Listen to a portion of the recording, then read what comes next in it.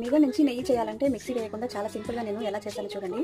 ఇది ఒక 1 వీక్ నుంచి నేను తీసి ఉంచిన మీగడ ఫ్రిడ్జ్లో పెట్టాను. అయితే ఇవాళ నేను చేయాలనుకున్నాను కాబట్టి మార్నింగ్ తీసి బయట పెట్టాను. దీన్ని నేను ఏ ప్రాసెస్లో చేస్తున్నాను చూడండి. చాలా ఈజీగా చాలా ఎక్కువ వెన్న వస్తుంది. ఈ పద్ధతి చూడండి చాలా బాగుంటుంది.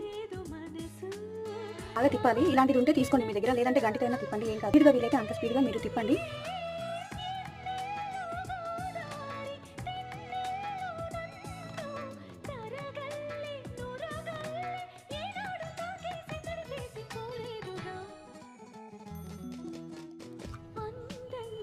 దీంట్లో చల్ల నీళ్ళు కానీ ఐస్ గడ్డలు కానీ వేసి ఒక 15 నిమిషాల పాటు సైడ్ పెట్టండి. ఇది మొత్తం గట్టిగా అవుతుంది. అయినా ఇలా 10-15 నిమిషాలు చల్ల నీళ్ళలో ఉంచినాక ఇది మొత్తం ఇట్లా గడ్డగడ్డగా అయిపోతుంది.